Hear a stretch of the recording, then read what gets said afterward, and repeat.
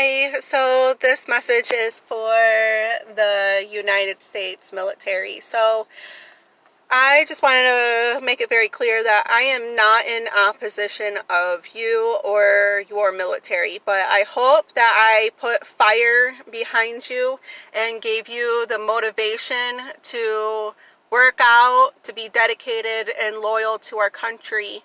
And I think that's the most important and imperial thing that our military force can do, is to keep their pride and their motivation going and not to lose hope and not to lose courage, and just being able to keep your integrity and your valor and your honor for the service that you were in, and not only that, to be able to protect our country.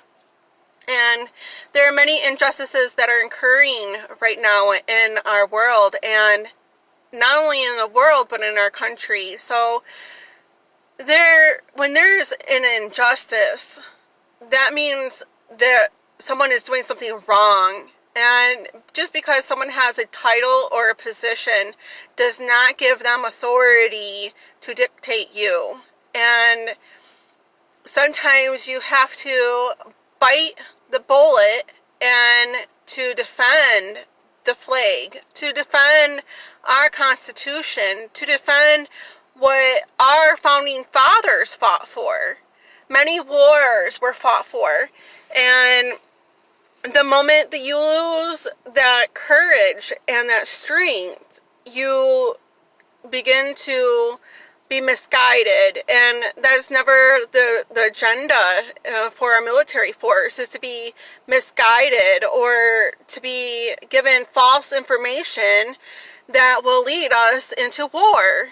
And war is never the objective. The goal is to communicate, to talk, to alleviate problems, not to get yourselves in a tension where you want to go to war. And I'm glad that other countries are building up their armies. I'm glad that their men are preparing for battle. I am glad that these people are taking pride and courage for their country, because they're fighting for what they believe is right. But we have to have a commonality between each other and to work out our indifferences, to work out problems, because in the world, because of the pandemic, it has caused economic, medical, and financial despair in the entire world. And everybody is experiencing some type of impact from the pandemic. And the moment you want to put your blinders on and ignore those warning signs, that is what leads a nation into war. We can try to stop war, we can try to prevent war, but you can't always stop something when someone is trying to fight for something. Every nation in every country, they have an agenda of what they are seeking.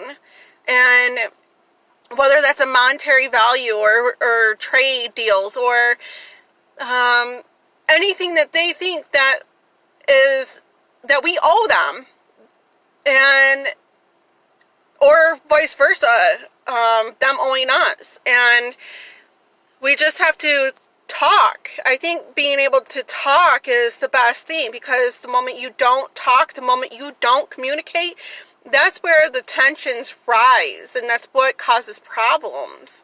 Just come together, talk, and be able to work and resolve the conflicts. But what's going on right now between President Trump and President-elect Biden, it's uncalled for.